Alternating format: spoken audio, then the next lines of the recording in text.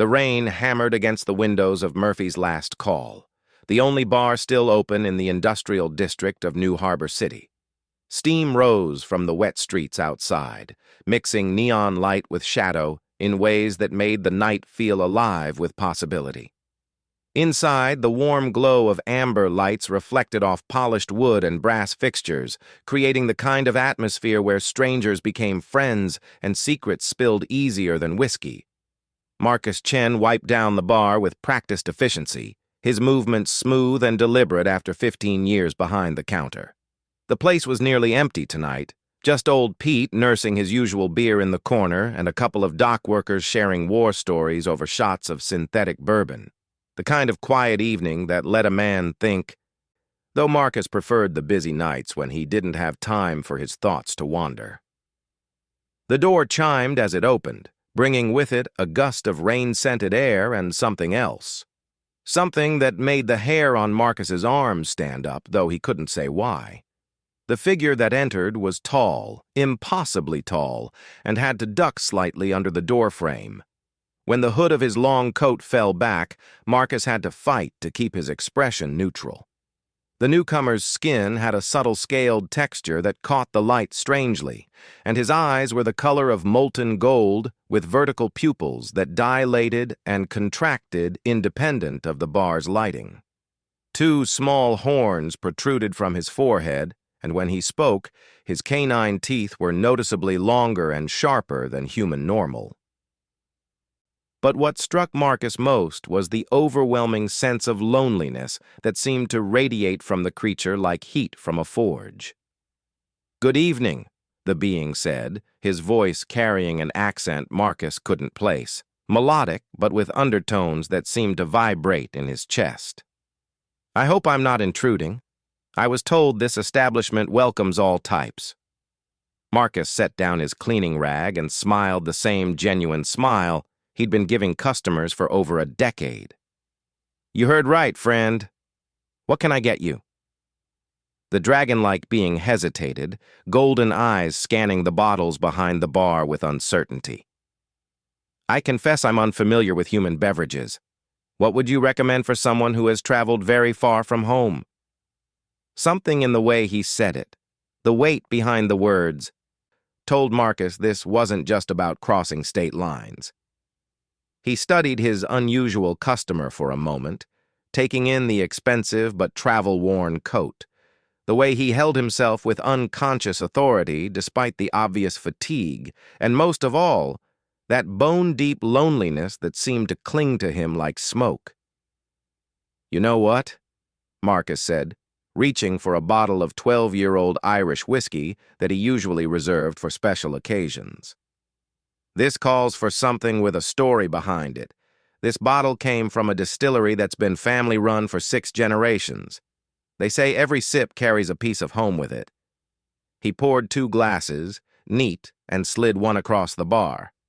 Then he did something he rarely did anymore, poured himself a drink, and raised his glass. "To travelers far from home, and the hope that they find what they're looking for." The dragon being stared at the gesture for a long moment, those golden eyes widening slightly. When he lifted his glass, his hand trembled almost imperceptibly. "To unexpected kindness from strangers," he replied, his voice softer than before. They drank, and Marcus watched as his customer's expression shifted from surprise to something approaching wonder. "This is remarkable," the being said, studying the amber liquid. "There's warmth in it, but also sadness and hope. How do humans capture such complexity in a simple drink?" "That's the thing about humans," Marcus said, leaning against the bar. "We're pretty good at taking simple things and making them complicated, usually in the best possible way." He gestured around the bar. "This place, just wood and metal and glass. But somehow it becomes a refuge for people who need one. Magic, really?" The dragon being took another careful sip, savoring it this time. "Magic," he repeated thoughtfully. "Yes, I suppose it is. I had forgotten that such simple magic existed." "Speaking of magic, I'm Marcus," he said, extending his hand in the universal human gesture of greeting. "And you are?" Another hesitation, longer this time. "You may call me Seren," the being replied, accepting the handshake. His grip was firm but careful, and Marcus noticed his skin was actually warm despite its scaled appearance. "Seren, that's a good name. Welsh, isn't it? Means star." "Does it?" Seren seemed genuinely surprised. "I chose it randomly from your language databases. How fitting that it would mean something so appropriate." Language databases. The words slipped out so casually that Marcus almost missed their significance. Almost. But 15 years of bartending had taught him to listen for the things people didn't mean to say, and this was a big one. Still, he'd also learned when to push and when to let sleeping dogs lie, and everything about Seren suggested a man, or being carrying weight, he didn't need anyone else to share. "So what brings you to my little corner of the universe, Seren?" The dragon being stared into his glass for a long moment before answering. "Running, I suppose. Though I've been doing it so long, I'm no longer certain what I'm running from or toward." Marcus nodded. He'd heard variations of that story 1,000 times, though usually not from someone with scales and horns. "Well, you found a good place to stop running for a while?" "Murphy's has a strict policy about leaving your troubles at the door. They'll be waiting for you when you leave, but while you're here, you can just be." "Just be," Seren repeated, as if testing the concept.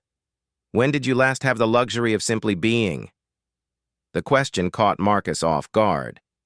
Most people didn't turn philosophical discussions back on the bartender. "Honestly, it's been a while. This place keeps me busy, and when it doesn't, my thoughts do." "Thoughts can be demanding companions," Seren agreed.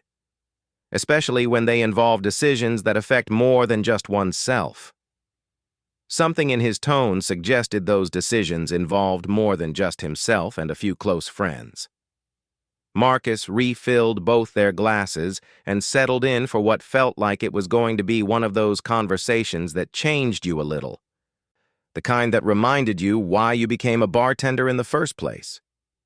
"You know," Marcus said, "I've learned that the biggest decisions usually come down to the simplest questions. What's the right thing to do? And do you have the courage to do it?" Serene's golden eyes fixed on him with startling intensity. "And if the right thing and the kind thing are not the same? If doing what is just requires abandoning what is merciful?" The question hung in the air between them, heavy with implications Marcus couldn't begin to guess at. But he'd been asked hard questions before, by people carrying burdens he couldn't imagine. And he'd learned that sometimes the answer mattered less than having someone willing to think about it with you. "I think," Marcus said slowly, "that mercy and justice aren't opposites. They're partners. Maybe the real question is whether you're looking at the big picture or just the piece right in front of you." Seren was quiet for so long that Marcus wondered if he'd overstepped. Then the dragon being laughed, a sound like distant thunder but somehow musical. "A human bartender offers wisdom to someone who has ruled for 3 centuries. The universe has quite a sense of humor." Ruled. The word hit Marcus like a physical blow, but he kept his expression carefully neutral. "Everyone needs someone to talk to, even kings. Even emperors," Seren corrected quietly, then looked surprised that he'd said it out loud. Emperor. Marcus felt pieces of a puzzle clicking into place, though he was still missing most of the picture. An alien emperor, alone in a human bar, drinking whiskey and talking about decisions that involved more than himself. Either he was the victim of an elaborate prank or his quiet Tuesday night had just become significantly more complicated. But looking at Seren, seeing the genuine pain in those golden eyes, Marcus found he didn't care about complicated. He'd opened his bar to anyone who needed refuge, and it seemed like the universe had decided to test exactly how serious he was about that policy. "Well then, Your Majesty," Marcus said, raising his glass again, "here's to taking the night off from being in charge of everything." Seren stared at him for a moment, then slowly raised his own glass. You're not going to ask who I am? What empire? What I've done? Marcus shook his head. Tonight you're just Seren, a traveler far from home having a drink with a friend. Tomorrow's problems can wait until tomorrow.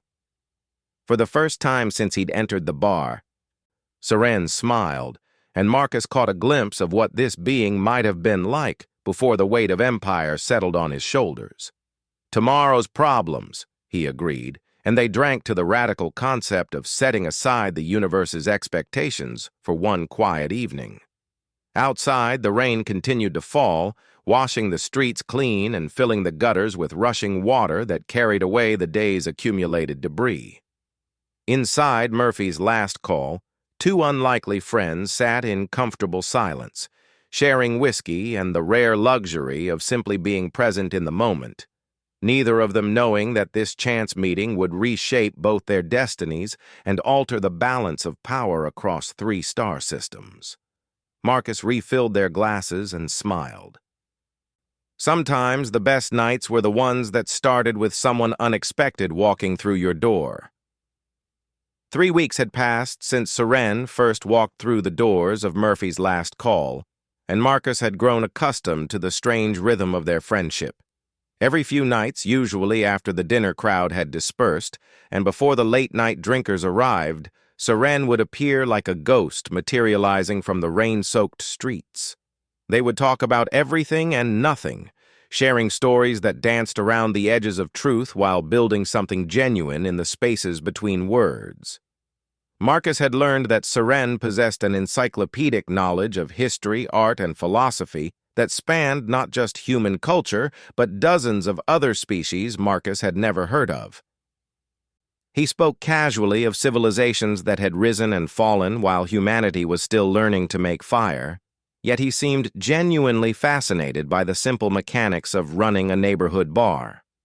In return, Marcus shared stories of his customers, his philosophy of hospitality, and the small human moments that made life worth living. What Marcus hadn't learned was why an alien emperor was spending his evenings in a working-class bar in New Harbor City, or what had driven him so far from home.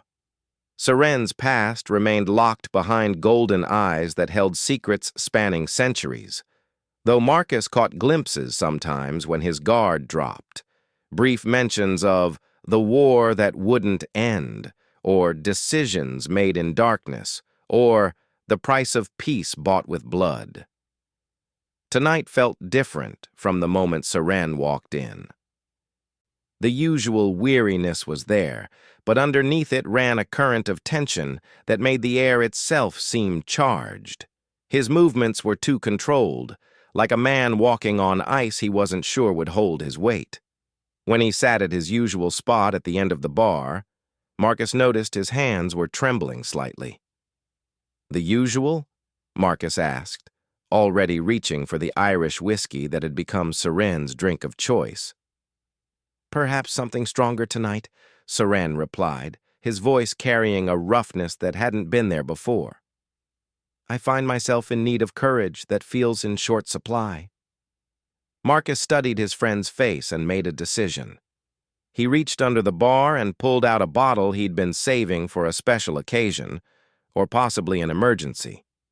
The label was written in characters that predated human civilization, though he'd never told anyone where he'd acquired it. Some stories were too strange to share, even with friends who happened to be alien emperors. This came from a trader who claimed it was brewed by monks who spent their entire lives perfecting a single batch, Marcus said, pouring 2 small glasses of liquid that seemed to shift color in the light. "Supposed to reveal the truth you're hiding from yourself." Seren's eyes widened as he recognized the bottle. "Vex High Courage wine? How does a human bartender come to possess something that takes 50 years to brew and costs more than most planets' gross domestic product?"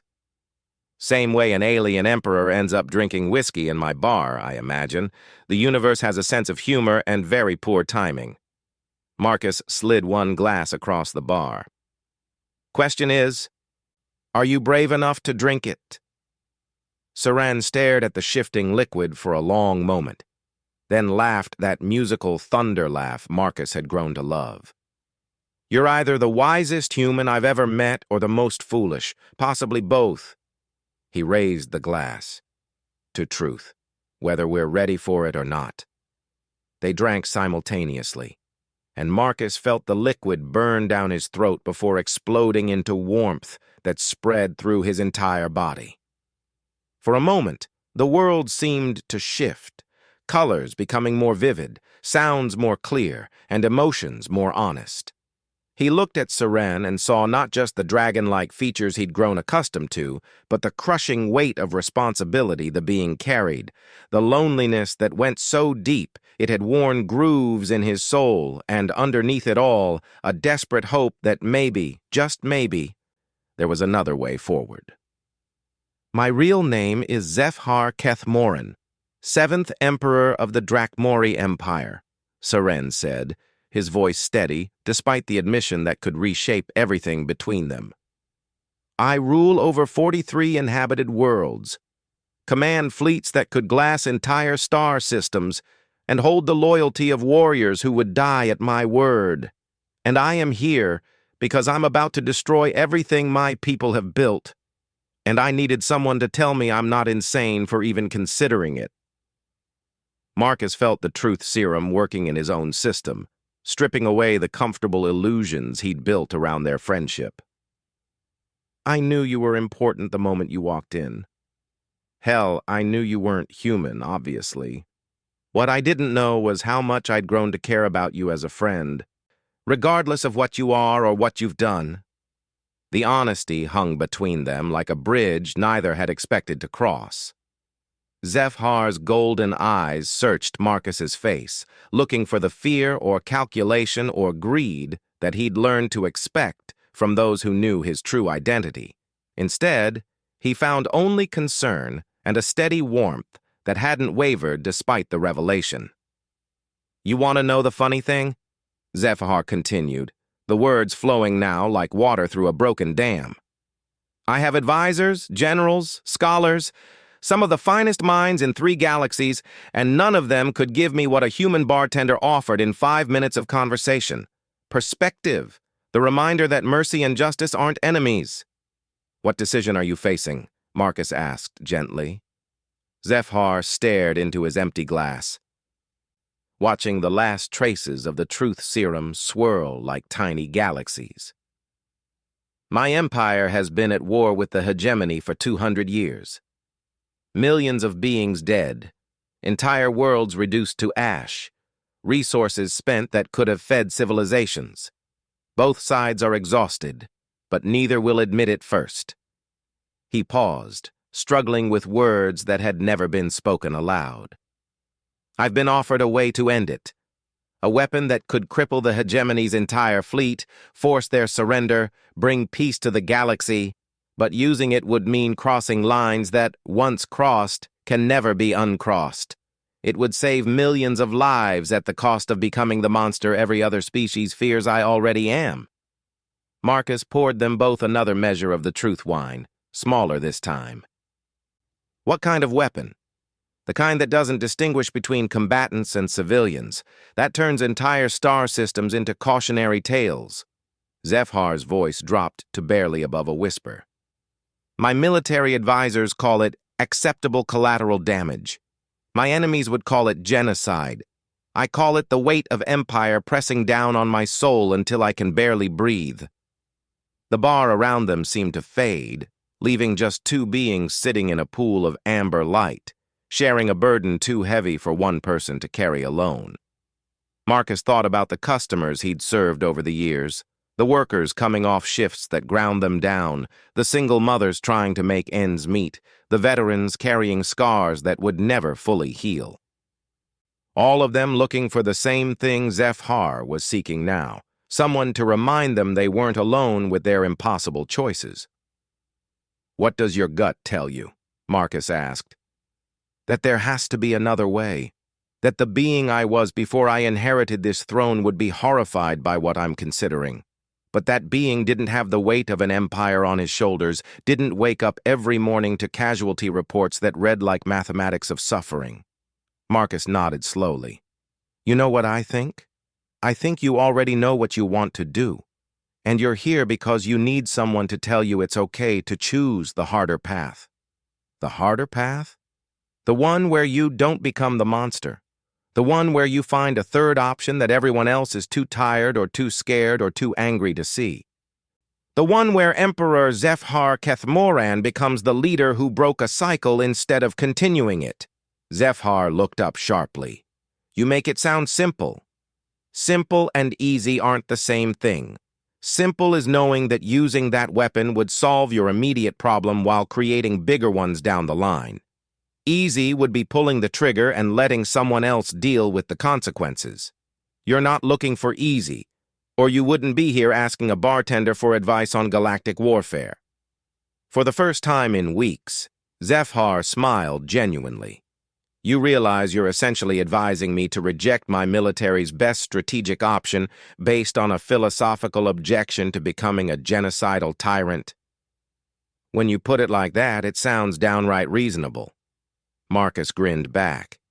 Besides, in my experience, the best solutions are usually the ones nobody's tried yet because they seem too risky or too crazy or too dependent on people being better than they think they are. Zephar was quiet for a long moment, staring at the bottles behind the bar as if they held the secrets of the universe. Finally, he spoke, his voice stronger than it had been all evening. What if I told you there might be a way to end this war without that weapon? Something unprecedented, dangerous, and probably impossible, but not monstrous. I'd say that sounds exactly like the kind of idea that changes history instead of just ending wars. It would mean giving up things I've never imagined living without, admitting weakness to enemies who would see it as opportunity. Trusting in the better nature of beings who have spent 2 centuries trying to kill each other. Marcus leaned forward. It would also mean sleeping at night without wondering if you'd become the thing every parent uses to scare their children into behaving. Seems like a fair trade to me. Zephar laughed, and this time it was pure music without any of the thunder. A human bartender just convinced an alien emperor to gamble the fate of his empire on the radical notion that peace might be possible without genocide. If we survive this, I'm making you my chief advisor. I'm flattered, but I think I'll stick to serving drinks and dispensing unsolicited wisdom. Besides, sounds like you've got this handled. They sat in comfortable silence for a while, watching the rain streak down the windows and listening to the soft murmur of the few remaining customers. The weight that had pressed down on Zephar when he entered seemed lighter now, shared between them like a burden that became manageable when carried by 2 instead of 1. Thank you, Zephar said finally, for treating an emperor like a person, for seeing past the scales and horns to whatever's left of the being underneath, for reminding me that the hardest path and the right path are usually the same thing. Thank you for trusting me with the truth, and for proving that friendship really can happen between anyone, anywhere, as long as both people are willing to see past the obvious differences to the important similarities. Zephar stood, leaving payment that would keep the bar running for months, though Marcus suspected that wasn't the point. I should go. I have an empire to save, preferably without destroying my soul in the process. Good luck, Seren, Marcus said, using the name his friend had chosen for himself in this place outside the weight of empire. And remember, if you ever need to just be someone having a drink with a friend, you know where to find me. I'll remember. Zephar paused at the door, looking back one last time. And Marcus? When this is over, when the historians write about what happened next, remind them that sometimes the most important conversations happen in the quiet spaces between the grand events. In bars like this, between friends who chose to trust each other with their truth. Then he was gone, vanishing into the rain-soaked night like the phantom he'd been when he first arrived, leaving Marcus alone with the weight of knowledge that would reshape everything and the quiet satisfaction of knowing he'd helped a friend find his way forward. Outside, the storm was beginning to clear, and through the breaking clouds, the first stars of dawn were becoming visible. 6 months after Zephyr Kethmaran walked out of Murphy's last call and back into the weight of empire, Marcus Chen found himself standing in a situation he could never have imagined. The bar was closed for the evening, not because business was slow, but because 3 species worth of diplomatic delegations had somehow convinced themselves that a working-class drinking establishment was the perfect neutral ground for the most important peace negotiations in galactic history. The irony wasn't lost on him that the same conversation that had started over whiskey and truth serum was now continuing with translators, security details, and enough political tension to power a small planet. But looking around his transformed bar, Marcus had to admit that Zephyr had been right about one thing. The most important conversations did happen in the quiet spaces between grand events. The Drakmori delegation sat at the large corner booth Marcus usually reserved for birthday parties, their scaled forms creating interesting shadows in the amber light. Across from them, the hegemony representatives occupied the other side of the room, their crystalline bodies refracting the bar's illumination into prismatic rainbows that danced across the walls. Between them, scattered at various tables and chairs, sat representatives from a dozen neutral species who would witness whatever happened here tonight, and at the center of it all, looking remarkably comfortable despite the formal diplomatic protocols surrounding him, sat Zephyr.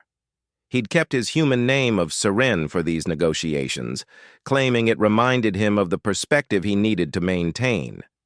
Tonight, he looked every inch the emperor he was, but Marcus could still see traces of the lonely being who'd first walked through these doors seeking nothing more complicated than a drink and someone to talk to. The terms my empire offers are generous beyond historical precedent, Zephyr was saying, his voice carrying the authority of someone accustomed to being heard across star systems. Complete withdrawal from contested territories, reparations for civilian casualties, technology sharing agreements that would benefit both our peoples for generations. All we ask in return is a genuine commitment to peace and the dismantling of your forward military bases. The lead hegemony negotiator, a crystalline being whose name Marcus couldn't pronounce but who'd introduced herself as Ambassador Sthara, made a sound like breaking glass that the translators rendered as derisive laughter. The Drakmori speak of generosity while maintaining the largest military in 3 galaxies. You offer to withdraw from territories you couldn't hold anyway and ask us to abandon strategic positions we've held for decades. This is not negotiation. It's surrender disguised as diplomacy. Marcus winced. 6 hours of this back and forth had accomplished nothing except confirming that both sides were more interested in scoring points than finding solutions. He'd seen the same dynamic play out in his bar countless times. Wounded pride and old grievances poisoning every attempt at reconciliation. Usually, he stayed out of customer disputes, but tonight felt different.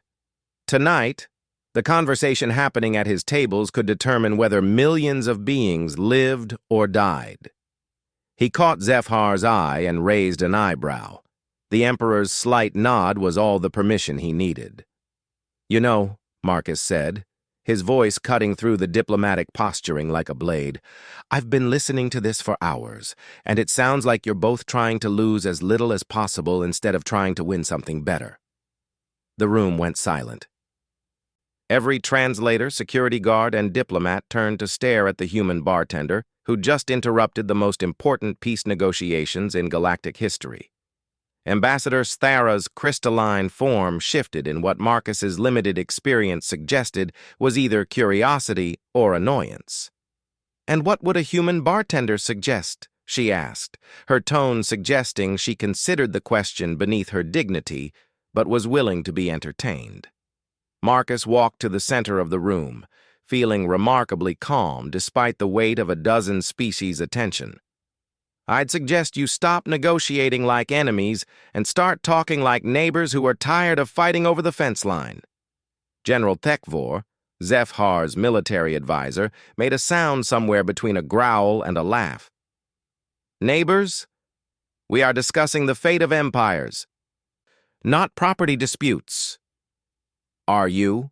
Marcus asked. Because from where I'm standing, you both want the same thing, for the dying to stop, for your people to live without fear, for your children to inherit something better than endless war. The rest is just details about who gets to save face and who has to admit they made mistakes. He walked to the bar and pulled out the bottle of Irish whiskey that had started everything between him and Zephyr. This whiskey is made by people whose ancestors fought each other for centuries over religion, land, politics, you name it. Generations of hatred so deep that neighbors couldn't speak to each other without weapons. You know what finally ended it? The room waited. Someone decided that being right was less important than being alive. That winning was less important than everyone going home to their families. That peace was more valuable than pride. Ambassador Thera's form flickered, the crystalline equivalent of shifting uncomfortably. You oversimplify. There are strategic considerations, historical grievances, economic factors that cannot be resolved by good intentions alone. You're absolutely right, Marcus agreed, surprising her. Good intentions aren't enough. But they're a starting point, and right now you don't even have that. You're both so focused on not losing that you've forgotten what winning actually looks like. He poured 3 glasses of whiskey and set them on the table between the 2 delegations. Zephyr, you offered to withdraw from contested territories. Why? Because holding them costs more than they're worth. In both resources and lives, the Emperor replied without hesitation. They're strategic only because we've been fighting over them, not because they have inherent value. And Ambassador Thera, you said you couldn't abandon your forward bases. What are they protecting against? The crystalline being paused before answering. Drachmori expansion? Obviously. But if they're withdrawing from contested territories and offering a genuine peace treaty, what are you protecting against? Their past behavior or their future intentions? The silence that followed was different from the earlier tactical pauses. This was the silence of beings actually thinking, actually considering possibilities they'd been too entrenched to see before. Marcus picked up one of the whiskey glasses and held it up to the light. You know what I learned from serving drinks to people for 15 years? Most fights aren't about what people think they're about. The angry customer isn't really mad about the slow service. They're mad about feeling ignored. The couple arguing about money isn't really arguing about money. They're arguing about respect and security and fear. He set the glass down and looked directly at Ambassador Thera. What is this war really about? Not the strategic considerations or the historical grievances, but the thing underneath all that. What are your people actually afraid of? The crystalline being's form shifted through several color patterns before she answered. That if we show weakness, if we trust the Drachmori promises of peace, we'll wake up one day to find our worlds under occupation and our people enslaved. That this is all an elaborate trap to get us to lower our defenses. Marcus nodded and turned to Zephyr. And what are your people afraid of? That we've become the monsters everyone believes us to be. That if we don't end this war soon, we'll lose whatever's left of our souls trying to win it. That the price of victory will be higher than the cost of defeat. The admissions hung in the air like confessions, raw and honest in a way that diplomatic negotiations rarely allowed. Marcus saw several of the neutral observers lean forward, recognizing the shift in tone from political positioning to genuine vulnerability. So you're both afraid of the same thing, Marcus observed. You're afraid of each other, and you're afraid of yourselves. The hegemony is afraid the Drachmori will become the conquering empire everyone says they are. The Drachmori are afraid they'll become the conquering empire everyone says they are. Maybe the solution is to decide together that neither of you wants to be that empire. Ambassador Thera made the breaking glass sound again, but this time the translators rendered it as bitter laughter. And how do you suggest we do that? Trust? Hope? The power of positive thinking? Verification, Zephyr said suddenly, his golden eyes lighting up with something that might have been hope. Not just trust, but transparent, verifiable proof. Joint monitoring stations, mixed crews on border patrols, cultural exchange programs, economic integration that makes war too expensive for either side to consider. Mutual vulnerability, Marcus added. Both sides give up something important enough that breaking the peace would hurt you as much as it hurts them.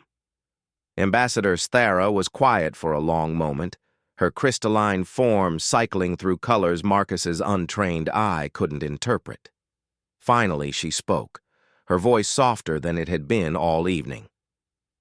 The hegemony has developed agricultural techniques that could increase crop yields on Drakmori worlds by 30%. We have always considered this information too strategically valuable to share. And we have medical technologies that could extend hegemony lifespans by decades, Zephyr replied carefully. Information we've guarded because healthy enemies live longer to fight you. So share them, Marcus said simply. Make it so that breaking the peace means your own people suffer. Make it so that cooperation benefits everyone more than conflict ever could. General Thekvor growled low in his throat. This is madness. We would be giving up strategic advantages for promises that could be broken at any time. As opposed to the current system, Marcus shot back, where you're spending those advantages to kill each other while accomplishing nothing except making sure the next generation has even more reasons for revenge? The general fell silent, and Marcus could see the calculation happening behind his eyes. The math of endless war never balanced, no matter how you approached it. Ambassador Sthara moved to the center of the room, her crystalline form catching and fracturing the bar's light into complex patterns. If we were to consider such an arrangement, it would require safeguards beyond anything previously attempted. Neutral oversight, graduated responses to violations, clear definitions of what constitutes a breach of peace. All of which can be negotiated, Zephyr said, standing as well. The question is whether we have the courage to try something unprecedented instead of perfecting something that doesn't work. Marcus watched the two leaders study each other, seeing not just the representatives of ancient enemies, but two beings who were as tired of war as their people were. In Ambassador Sthara's shifting colors, he read the same loneliness he'd first seen in Zephyr's golden eyes. In the Emperor's carefully controlled posture, he saw the weight of responsibility that came with making decisions for millions of lives. You know what? Marcus said, reaching for the Irish whiskey again. I think this calls for a toast. He poured glasses for everyone in the room, human and alien alike, then raised his own. To the radical idea that yesterday's enemies can become tomorrow's friends, and to the courage to find out what happens when you choose trust over fear. Ambassador Sthara lifted her glass, the whiskey refracting strangely through her crystalline fingers. To peace that costs less than war and pays dividends for generations to come. Zephyr raised his glass last, his golden eyes meeting Marcus's across the room. To bartenders who see past the obvious to the possible, and to friends who remind emperors that the best decisions are usually the ones that feel impossible until they become inevitable. They drank, and in that moment, the atmosphere in Murphy's last call shifted from the formal tension of diplomatic negotiation to something warmer and more hopeful. Not celebration, not yet, but acknowledgement that they'd found a path forward that none of them had seen when the evening began. The actual negotiations would take months. The treaty would require ratification by governments and approval by populations that had been taught to hate each other for generations. There would be setbacks, disputes, moments when the fragile peace would seem ready to collapse under the weight of mistrust and historical grievance. But years later, when historians wrote about the Kethmoran Accords and the end of the 2-century war, They would note that the breakthrough moment came not in a palace or parliament or military headquarters, but in a working-class bar where a human bartender reminded two enemies that they shared the same fears and the same hopes for their people's future. Marcus Chen would continue running Murphy's Last Call for another decade, serving drinks and dispensing wisdom to anyone who needed either. His friendship with Emperor Zeph Har would endure, though their conversations would shift from philosophy to the practical challenges of building peace between species that barely understood each other. And on quiet nights, when the rain fell on New Harbor City and the bar was filled with the warm murmur of conversation between beings who might once have been enemies, Marcus would remember the evening when a lonely dragon walked through his door and changed the course of galactic history with nothing more complicated than honesty, whiskey, and the radical belief that everyone deserved a place where they could simply be themselves. The universe, it turned out, had quite a sense of humor indeed.